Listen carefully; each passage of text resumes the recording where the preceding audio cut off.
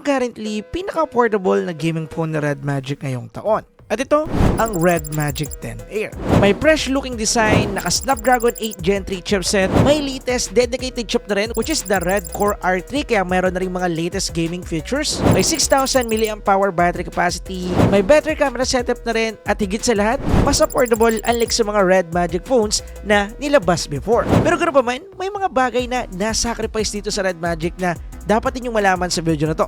Kaya kung interesado kayo, tara, pag-usapan natin. Simulan natin pag-usapan yung bagong look nito. At pagdating dito, tatlong salita lang yung masasabi ko. Fresh, comfortable, and camera bump. Fresh dahil malinis at minimal looking design yung atake neto ngayon. Wala nang kung ano pang nakalagay sa back panel neto. Just Red Magic word and also Red Magic logo. At yun lang mga kaparagoy. Minimal na minimal design lang yung datingan.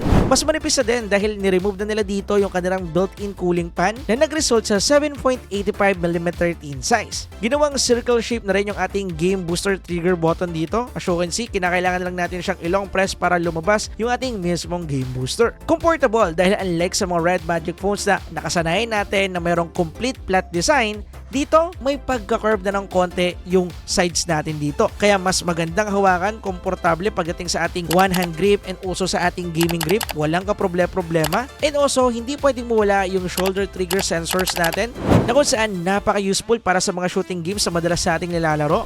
And camera bump dahil binalik nila ulit yung camera bump nila dito. Dahil nga inalis nila yung kanilang built-in cooling fan at mas ginawa nila tong mas thin, kasama dito yung camera natin na umangat ulit. Usually, feel Samsung phone yung datingan niya kung ako yung tatanungin. And kahit na fully minimal yung datingan ng design nito ngayon, meron pa rin tayo ditong RGB light na pwede pa rin nating i-customize kung ano yung gusto nating i-project na color and also kung anong klase ng projection light yung isa-setup natin. So, yeah, nandito pa rin siya at hindi nawala. Pagdating naman sa build quality nito, medyo goods na rin. Meron kasi tayo ditong glass front na protected ng Corning Gorilla Glass 5, naka-aluminum frame, and also glass back na protected ng Panda Glass 2. Actually, para sa akin, palag-palag na yung ginamit nilang protection sa Panda Glass 2 dahil scratch proof yan. Pero pagdating sa kanyang tibay, hindi pa natin masasabi na goods yung tibay niyan pagdating sa protection. Pero para sana sa front protection natin, sana ginawa nila na Corning Gorilla Glass 7i. Nga pala, meron tayo ditong 3-color variant. Una, meron tayo ditong Twilight variant which is itong hawak-hawak natin ngayon. Meron din tayo ditong Hellstone and also yung cool-looking one na Flare variant. Actually, yun yung pinakamagandang variant nila. So, kung magkakaroon kayo ng pagkakataon umorder, I will recommend that variant dahil talagang maganda and napaka-unique ng datingan. Next naman natin pag-usapan dito,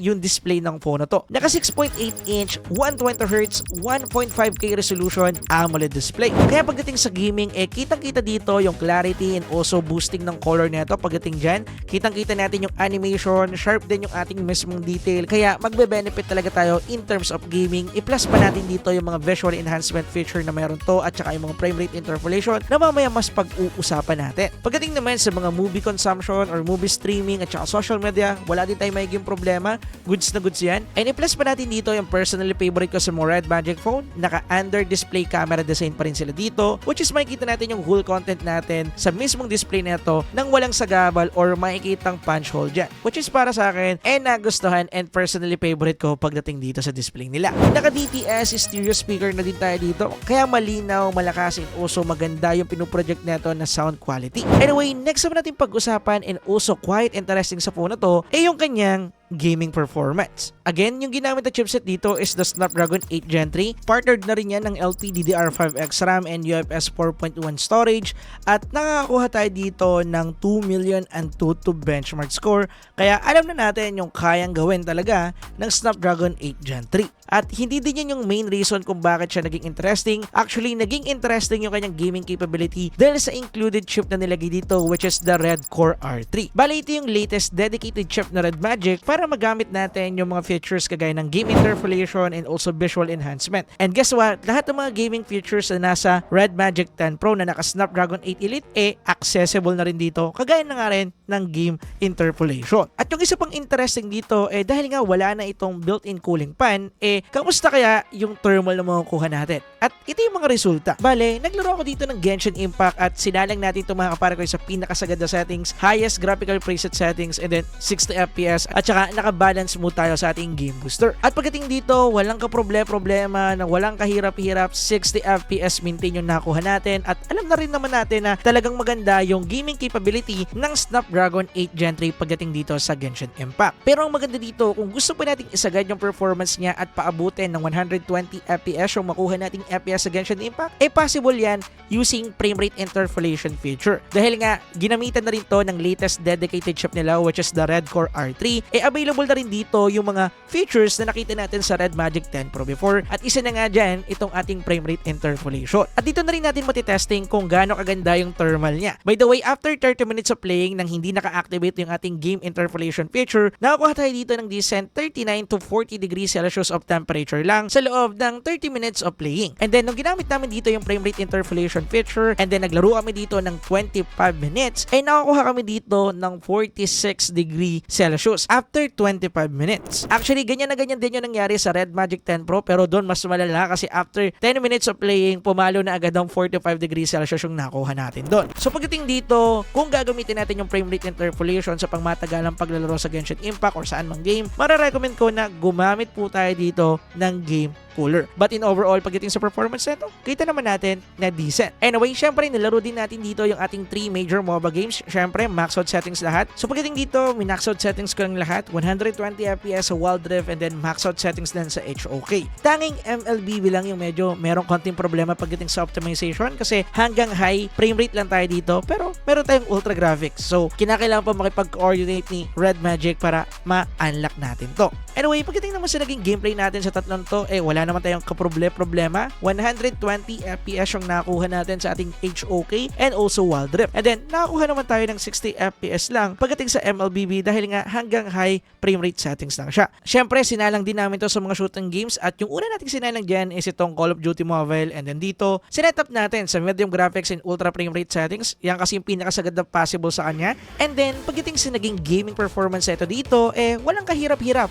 120 FPS pagdating sa MP mode. Stable yan as in no drop. And then nakakuha naman tayo ng 90 to 91 FPS pagdating dito sa ating VR mode. Bale, pwede din naman natin ito paabutin ng 120 FPS kapag inactivate natin yung frame rate interpolation. However, as of now, hindi pa siya supported pagdating sa Call of Duty Mobile. Nilaro din natin dito yung Warzone Mobile and then minax out settings natin. Naka-uncap yung ating FPS and then nakasagad yung ating graphics quality. At pagdating sa naging performance ng phone na to dito, quite decent yung nakuha nating FPS. Dahil nakakuha tayo dito ng 100 to 80 FPS all the way mga kapare ko. Kaso nga lang paiba-iba, may mga pa-jump na portion. Bali minsan nasa 110, nasa 109, then bababa siya ng 89, 90, and then bababa siya ng 60, and then babalik din agad sa 80 to 100 FPS. Actually, medyo nabigla ako sa part na to dahil meron ako mga phones na na-review before na naka Snapdragon 8 Elite pero hindi nakakuha ng gantong ka-sustainable na FPS. Kaso nga lang pagdating sa thermal, medyo dun siya na GG. Mamaya natin pag-usapan sa thermal part para magkaroon kayo ng idea dun sa ibig kong sabihin. Anyway, lastly na sinalang kong game dito is yung pinaka-favorite kong game ngayon which is Car X Street. So, sinetup ko to sa pinaka-default settings niya. Bali kapag in-open ko yung game, yung number settings niya is nakaset sa pinaka-default. In-adjust ko lang yung kanyang frame rate at nilagay ko sa no limit. At pagdating dito, okay din yung nakuha nating performance. Dahil nakakuha lang naman tayo dito ng maintaining 60 FPS all the way mga kapare ko. However, mayroong mga part na kapag nire-render nga yung map, for example sa city part, and then naglalakbay-lakbay ka sa street noon, bumababa yung frame rate niya sa 40 to 45 and then sometimes may 38 pero bumabalik din agad siya sa 60 FPS after ng rendering. So makikita natin dito, magandang optimization dito na Red Magic pagdating sa phone na to. However, pagdating sa thermal, medyo kakaiba din yung atake dito na Red Magic. At ito yung mga nakuha nating thermal gada game. Pagdating sa tatlong MOBA game, nakakuha tayo dito ng average 35 to 38 degrees Celsius lang. Pagdating naman sa Car X Street, pumalo to ng 41 to 43 degrees Celsius after ng 30 minutes of playing, which is medyo mataas. Pagdating naman sa CODM, magkasunod nating nilaro dito yung MP and also VR mode. At nakakuha tayo dyan ng decent temperature din dahil nasa 35 to 37 degrees Celsius lang yung nakuha natin. At pagdating naman sa Warzone Mobile, dito tayo nakakuha ng pinakamataas and record-breaking na temperature na nakakuha ko sa isang smartphone. Although nakuha ko rin to sa Red Magic before dahil nakakuha to ng 50 to 53 degrees Celsius after lang yan ng 2 rounds sa paglalaro ng Warzone Mobile. Actually, nung nakuha ko to, hindi naman ako masyadong nabigla dahil alam ko rin na hindi pa ganun ka-optimize or hindi pa rin talaga optimize ang Warzone Mobile. Mataas pa rin yung needed requirements niya para makapag-run ng smoothly yung game na kayang isustain ng phone na to dahil nga ginamitan to ng Snapdragon 8 Gen 3 and also meron na rin tong dedicated chip na Red Core R3. Kaya nakakakuha tayo ng gantong temperature pagdating sa phone na to, and also kahit sa ibang phones na naka Snapdragon 8 Elite and 8 Gen 3 makakakuha din talaga tayo ng mataas na temperature pagdating dito sa Warzone Mobile. Check nyo na lang yung mga previous gaming test natin para magkaroon kayo ng idea. Anyway, in overall, pagdating sa gaming capability ng Red Magic 10 Pro, no doubt na talagang maganda. In terms of thermal, okay din naman and efficient. In terms of thermal in overall games, nakita naman natin na efficient at maganda rin. Meaning, okay yung ginamit nila na cooling technology dito, which is ICX cooling plus liquid metal. So, ito rin yung ginamit na liquid solution nila pagdating sa ating Red Magic 10 Pro. And napansin ko rin na medyo malaki din yung dagok na nakuha natin dito nung nawala yung kanyang built-in cooling fan. Actually, malaki pa rin naman talaga yung kaya niyang ibigay na cooling effectivity. However, wala na ngayon dito sa Red Magic 10 Pro at isa na rin yan sa main reason kung bakit medyo mura or mura talaga itong device na to. Anyway, move na tayo dyan. Usapang battery naman tayo. Bale, bumalik ulit sila sa 6,000 mAh battery capacity and 80 watts fast charging support. At pagdating sa battery capability nito, kaya naman makapag-sustain sa isang buong araw ng paggamit basta light moderate gaming lang. Pero dahil nga Red Magic phone to at gusto natin ito gamitin sa balagbagang gaming, pwede naman nating i-activate yung kanyang bypass charging para dyan. Pagdating naman sa bilis ng pag-charge nito, palag na rin. Dahil yung 80 watts fast charging nito ay kaya nang makapag full charge ng phone natin from 0 to 100 in just 52 minutes or 50 plus minutes. Kaya kung ako yung tatanungin, okay na yan. Pagdating naman sa OS na ito, ng Red Magic OS 10 na tayo dito and then under to ng Android 15. At pagdating dito, just a Red Magic thing. Konti lang yung makikita natin bloatware. Actually, halos wala na. Medyo merong mga nakalusot na isa or dalawang bloatware lang na siguro partner nila na matagal na or sila mismo yung nag-build. Kasi overall, kapag unang setup natin ng phone, napakaligis yung tingnan kung ako yung tatanungin. In terms naman sa user experience, okay yung navigation natin dito. Maganda rin yung ginamit nila na animation. Kaya fluid din dito mag-swipe side and open ng application, palag-palag. At ang maganda dito, sinabi na Red Magic, meron tayo ditong 3-year software support update and also 3 major Android upgrades. Meaning, magkakaroon tayo dito hanggang Android 18. Pagdating naman sa camera capability nito, medyo merong improvement kahit papano. Bale, naka-dual 50 megapixel to sa ating rear camera. Bale, binubuo yan ng main 50 megapixel Omnivision OB50E camera sensor and then ginamitan din to ng 50 megapixel ultra-wide camera na naka-OV50D camera sensor naman. And actually, pagdating sa mga nakuha nating photo dito, okay na rin kahit papano. Actually, medyo nagulat din ako dahil parang nagpo-focus sila sa camera ngayon. Medyo maganda yung update nila pagdating dito. Makikita natin na vibrant, saturated, and also contrasty yung mga nakuha nating photo dito at napipreserve nila yung detail kahit na mag-zoom in tayo dun sa photo. Kitang-kita nyo naman dyan. Kitang-kita naman natin sa mga sample na nakuha namin and actually nagustuhan ko siya kung ako yung tatanungin. Pero take note nyo lang na gaming phone pa rin to kaya don't expect too much pa rin. Pagdating naman sa video capability neto, kaya na ito mag-shoot ng 8K video. Pero for the sake of the video, shoot ko lang ng 4K at 60 and 30 FPS yung mga sample na ipapakita ko sa inyo. Ang kagandahan sa video capability neto, both ultra-wide and main camera ay kaya mag-shoot ng 4K at 30 and 60 FPS. As in, good thing yan dahil sa ibang mga phone, pagdating sa ultra-wide camera, hanggang 1080p lang. Dito, kaya na yung 4K, 60 and 30. At pagdating naman sa mga output na nakuha natin dito, pwede na at okay na para sa isang 4K video. Actually, okay din yung kanyang stabilization dahil nga naka-OIS to. Pero mapapansin pa rin natin dito yung merong mga wobble effect niya. Actually, natural yan dahil nga naka-OIS. Isa na rin yan sa indication na gumagana talaga yung stabilization neto. And pagdating dito, goods na siya kung ako yung tatanungin ninyo. Pagdating naman sa selfie camera, naka 16 megapixel camera sensor tayo dito. At pagdating sa mga output na nakuha natin, nagandahan ako kahit papano. Responsive and also develop yung ginamit nila talagang AI para sa pagpaprocess ng photo natin. As you can see sa mga sample natin, hindi nyo aakalain na shoot to sa Red Magic dahil nakakuha tayo dito ng mga great looking photo. However, just I said, AI thing pa rin naman yung ginamit nila dito sa pag-generate ng mismong photo. Kaya may mga makikita pa rin talaga tayo ditong imperfection, kagaya na lang ng watercolor effect. Mapapansin natin yan sa mga mukha natin. And madalas, hindi ganun ka-okay yung kanyang skin tone. Pagdating naman sa video capability, naka 1080p at 30 FPS at pagdating dito, pangit pa rin.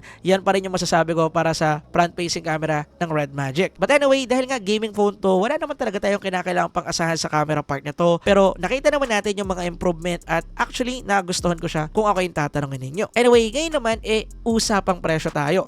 just I said, currently ngayong 2025, ito yung pinakamurang Red Magic phone na nilabas nila or pinakamurang gaming phone nila currently dahil yung presyo nito ay nasa $499 lang, maaring nasa 28 to 30,000 pesos dito sa Philippines, which is di hamak na mas mura at mas mababa yung presyo unlike sa mga Red Magic phones na nire-release nila before na umaabot ng $600 to $700 yung presyo or umaabot ng 50 or 45,000 pesos dito sa Philippines. At kung tatanungin ninyo ako kung marirecommend ko ba sa inyo itong phone na to based sa price and also sa value na makukuha ninyo, eh definitely oo. Basta makukuha nyo to sa 28,000 to 30,000 pesos dito sa Philippines kasi for sure tataas pa yung presyo niyan parang $499 dahil nga may mga taxes pang babayaran dito. Nga pala, kung gusto nyong manalo ng isang Red Magic 10 Air at iba pang mga Red Magic devices dahil magkakaroon sila ng giveaway event mula May 8 hanggang May 30 at ang kinakailangan nyo lang gawin is i-follow yung mga social medias ni Red Magic and also mag-submit lang kayo ng photos and videos ng customized UI home screen na gusto nyong ilagay sa inyong mga Red Magic phones if ever na kayo yung mapipili. Kaya kung ako sa inyo, sumali na kayo dito mga kapare ko starting May 8 kaya abang-abang kayo dyan. Anyway, yun lang para sa ngayon and maraming salamat sa panonood. This is your boy para kay Steven Tips. Mag-iwan ako ng mga videos dito na for sure magugustuhan nyo rin. Anyway, yun lang. Peace!